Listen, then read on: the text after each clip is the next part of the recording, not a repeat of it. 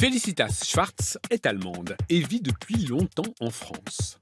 Elle nous présente maintenant un endroit pour accoucher très allemand, la maison de naissance. Je n'ai jamais mis les pieds à l'hôpital, pas même le jour de ma naissance. Lorsque, dans les années 80, ma mère rentre d'un voyage en Inde, avec moi dans le ventre, elle assène aussitôt à son entourage. Je ne suis pas malade, je suis enceinte. Et, au contraire de sa sœur, qui la même année accouche à l'hôpital comme la plupart des femmes allemandes, ma rebelle de mère jette son dévolu sur une maison de naissance, Geburtshaus en allemand. Les Geburtshäuser sont dirigés par des sages-femmes. Là-bas, pas de salle de travail stérile. Les enfants viennent au monde dans une ambiance qui évoque le cocon familial. Tout se passe de manière naturelle. Ce n'est d'ailleurs pas donné à tout le monde. Les grossesses multiples, les prématurés et les bébés qui se présentent par le siège sont évidemment orientés vers l'hôpital.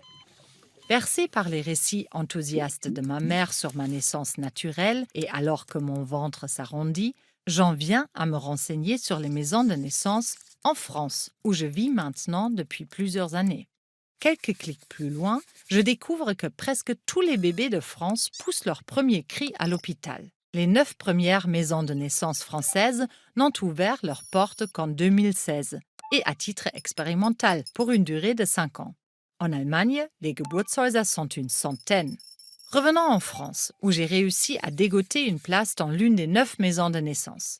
Il s'agit d'une structure associative, avec un état d'esprit militant, car le sujet divise. Pourquoi souffrir alors qu'il est possible aujourd'hui de faire autrement ? En France, près de 80% des futures mères accouchent sous anesthésie péridurale. Et malheur à celui qui oserait remettre en cause ce droit conquis de haute lutte par les mouvements féministes. En Allemagne, le nombre de naissances avec péridurale dépasse à peine les 20%. Le principe ? Essayons sans. Il sera toujours temps de changer d'avis. La même philosophie guide les maisons de naissance françaises. Ma sage-femme, Marjolaine, me garantit que je peux me débrouiller sans péridurale. Vraiment ? Chez le dentiste, sans anesthésie, je n'ouvre même pas la bouche. Marjolaine me rassure. Si les douleurs devenaient insupportables, un anesthésiste pourrait toujours intervenir. Car la maison de naissance se trouve dans les locaux d'un hôpital. C'est obligatoire en France. Pas en Allemagne. Mais en cas de complications, la mère et l'enfant sont là aussi immédiatement transférés à l'hôpital.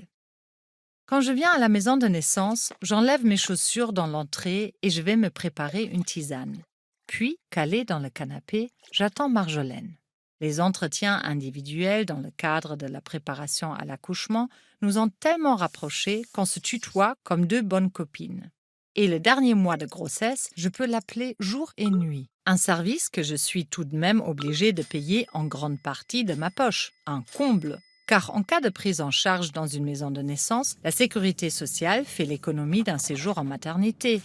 Si tout se passe bien, la mère et l'enfant rentrent à la maison quelques heures après la naissance et continuent à être suivis à la maison. Quoi qu'il en soit, je n'ai pas regretté mon investissement. Clouée par les contractions sur la banquette d'un taxi parisien, je suis ravie d'entendre la voix familière de Marjolaine sur le haut-parleur de mon portable. Enfin arrivée à destination, je m'affale sur le trottoir. Voilà qui n'était pas prévu au programme. Le chauffeur de taxi et le futur père me confient aux mains expertes de Marjolaine. Les contractions se rapprochent de plus en plus. Je crie à m'en décrocher la mâchoire. J'ai l'impression d'être sous l'emprise d'une drogue. Le cocktail hormonal sécrété par mon corps est extraordinaire. Il contient notamment de l'endorphine, un anesthésiant naturel qui ne fait pas disparaître la douleur, mais la rend supportable. Je suis comme en transe, un état que le moindre élément perturbateur risque d'anéantir. Le stress et la peur notamment sont des freins à la production d'hormones, des hormones qui m'offrent sur un plateau le trip de ma vie. C'est pour ça que le sentiment de sécurité est primordial. Outre mon compagnon, seule Marjolaine et une autre sage-femme m'entourent de leur présence. Ils ne me quittent pas une seconde. Marjolaine me guide, me rassure, m'encourage avec force jusqu'à ce que tout soit terminé. 33 ans après ma venue au monde dans une des premières Geburtshäuser allemandes, ma fille voit le jour dans une des premières maisons de naissance françaises.